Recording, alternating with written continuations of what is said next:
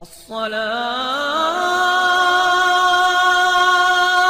خير من النوم۔ ساتھیوں، آج آپ کو نارتھ کوریا میں پیش آنے والے اللہ تعالیٰ کے ایک ایسے معجزے کو دکھانے والے ہیں جسے دیکھ کر نارتھ کوریا کے سپریم لیڈر کم جونگ بھی حیران رہ گئے اور اللہ تعالیٰ کو ماننے پر مجبور ہو گئے۔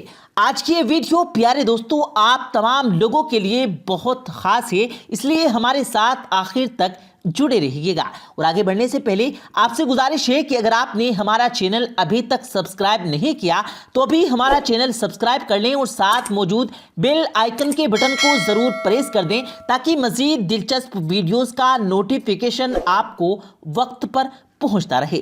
تو آئیے ساتھیوں آغاز کرتے ہیں آج کی ویڈیو کا۔ پیارے دوستو، آپ یقیناً کوریا کے عجیب و غریب قوانین کے بارے میں جانتے ہی ہوں گے اور آپ کو یہ جان کر حیرانی ہوگی کہ جہاں پر ہم کچھ دنوں کے بعد سن 2022 میں داخل ہونے والے ہیں تو وہیں دوسری طرف نارتھ کوریا میں ابھی سن 2018 کا سال ہی چل رہا ہے۔ دراصل ساتھیوں، نارتھ کوریا ایک ایسا ملک ہے جس کے قانون بڑے عجیب و غریب ہیں، جس کے باعث نارتھ کوریا میں رہنے والے لوگ کافی پریشانی میں مبتلا اپنی زندگی گزار رہے ہیں۔ ہم آپ کو یہ بھی بتا دیں کہ نارتھ کوریا میں صرف 3000 ہی مسلم لوگ رہتے ہیں اور وہاں پر بس ایک ہی مسجد ہے جس کا نام الرحمن ہے۔ پیارے دوستو، سورہ مومن میں ارشاد باری تعالیٰ ہے کہ کافر کی شان و شوکت کو دیکھ کر کبھی بھی اس کی طرف مت جاؤ، یہ صرف ان کا دھوکہ ہے۔ ساتھیوں، جو لوگ کافر کی شان و شوکت دیکھ کر ان کی طرف کھینچے چلے جاتے ہیں ان کے لیے جہنم کی آگ تیار ہے، اور جو لوگ نیک اور اچھے کام کرتے ہیں ان کے لیے قرآن پاک خوشخبری ہے، اور جو لوگ برے کاموں میں مبتلا ہیں ان کے لیے قرآن پاک ایک خوف دلانے والی کتاب ہے۔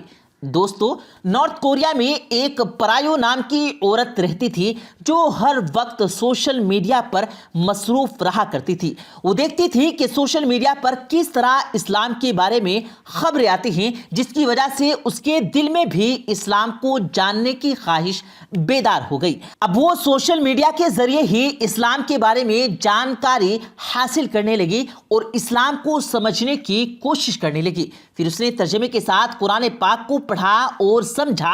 جب مکمل پڑھ چکی تو وہ جان گئی کہ اس دنیا میں اسلام سے بڑھ کر کوئی اور دوسرا مذہب نہیں ہے اور یہی سچی کتاب ہے، یہی سچا دین ہے۔ وہ اس قدر متاثر ہوئی کہ اس نے دل ہی دل میں کلمہ پڑھ لیا اور ایمان لے آئی۔ ساتھیوں، پرایوں کی سب سے بڑی خواہش تھی کہ وہ ماں بن پائے، لیکن شادی کو بہت عرصہ بیت چکا تھا اور وہ ابھی تک اولاد سے محروم تھی۔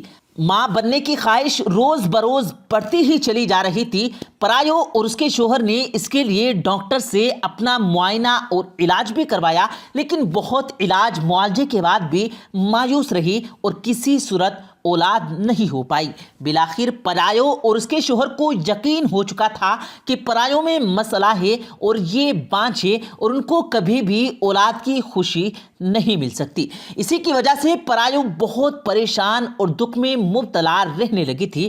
پرایوں نے علاج معالجہ کروا کر جب دیکھ لیا تو وہ مکمل نا امید ہو چکی تھی، اور اس کے بعد اس نے روحانی ذریعہ اختیار کیا اور اللہ کی بارگاہ میں اپنے ہاتھ اٹھائے اور اولاد کے لیے مسلسل رو رو کر دعائیں مانگنے لگی کہ اے اللہ تعالیٰ، مجھے کچھ بھی نہیں چاہیے، بس میں تجھ سے ایک چیز مانگتی ہوں کہ تو میرے نصیب میں اولاد کا سکھ لکھ دے، مجھے یہ خوشی عطا کر دے۔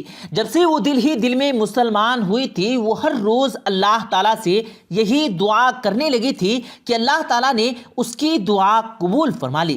کچھ ہی دن بعد اس کی طبیعت خراب ہوئی تو اس کا شوہر فوراً اس کو ہسپتال لے گیا، جہاں ڈاکٹر نے اس کا چیک اپ کیا تو اللہ کی رحمت سے اس عورت کو ماں بننے کی خوشخبری سنا دی گئی۔ یہ سن کر پرایو بہت خوش ہوئی اور دل ہی دل میں اللہ تعالیٰ کا شکر ادا کرنے لگی۔ کچھ ہی عرصے کے بعد اس کا پیٹ بڑھنے لگا اور وہ حاملہ عورتوں سے کچھ زیادہ ہی بڑھ رہا تھا۔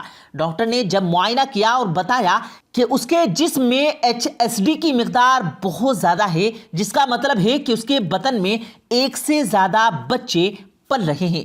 پرایو یہ سن کر اور خوش ہو گئی کہ وہ ایک بچہ مانگ رہی تھی، جبکہ اللہ تعالیٰ نے اسے جڑوا بچوں سے نواز رہا ہے۔ کچھ دن بعد جب اس کا الٹرا ساؤنڈ کیا گیا اور الٹرا ساؤنڈ کی رپورٹ سے ڈاکٹروں کو بھی ہوش اڑ گئے، کیونکہ ڈاکٹروں نے دیکھا کہ پرایو کے بطن میں 1 2 نہیں بلکہ پورے 8 بچے نشو و نما پا رہے ہیں۔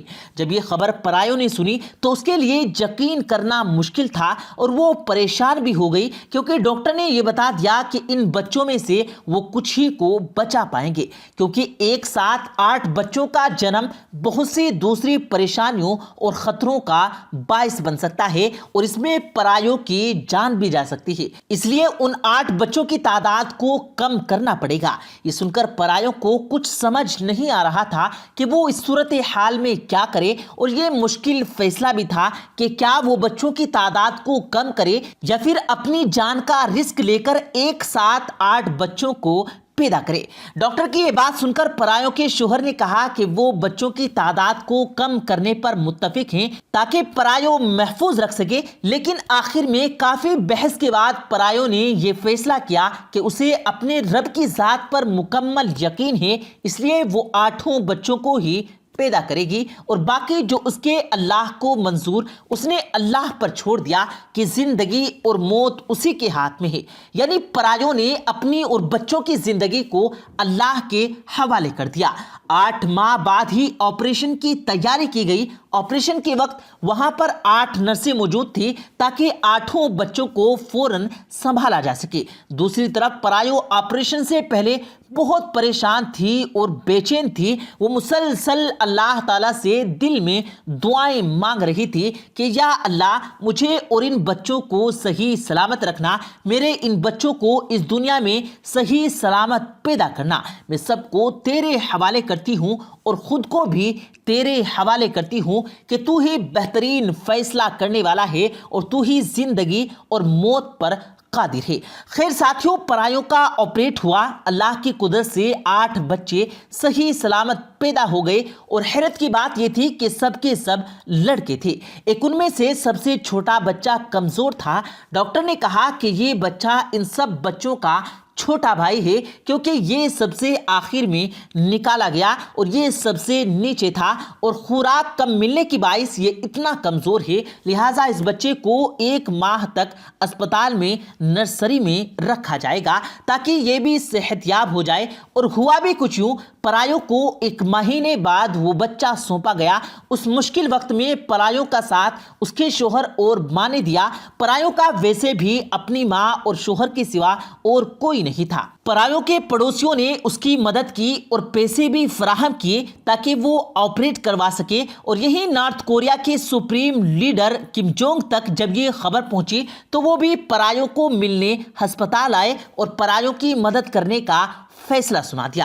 دراصل نارتھ کوریا میں کسی کے پاس بھی خود کا ذاتی مکان نہیں ہے۔ یہاں پر سب زمینوں کے اکلوتے وارث کم جونگ ہیں، لیکن کم جونگ نے پرایو کو ایک گھر دینے کا فیصلہ کیا اور ان کی مالی مدد بھی کی۔ ساتھیوں، آپ کو یہ بھی بتا دیں کہ پوری دنیا میں کم جونگ شیطان سی شخصیت رکھتا ہے اور اس کو شیطان بھی کہا جاتا ہے، لیکن اس واقعے کے بعد اور اس عورت کی ایمان کو دیکھ کر کے کم جونگ دل ہی دل میں بدل گیا اور لوگوں کی مدد کرنے لگا۔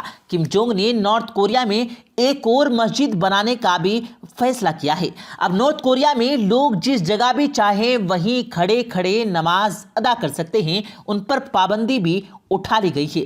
ساتھیوں، حالات چاہیں جتنے بھی الگ ہو جائیں، ہمیشہ اللہ تعالیٰ پر کامل یقین اور بہتری کی امید رکھیں۔ پیارے دوستو، آپ صلی اللہ علیہ وسلم اپنی امت کے لیے ساری رات عبادت میں کھڑے دعا مانگا کرتے تھے اور اتنی دیر کھڑا رہا کرتے تھے کہ ان کے پاؤں سوج جاتے تھے، اور آج امت اس قدر سو رہی ہے کہ لوگوں کی آنکھیں سوج جاتی ہیں۔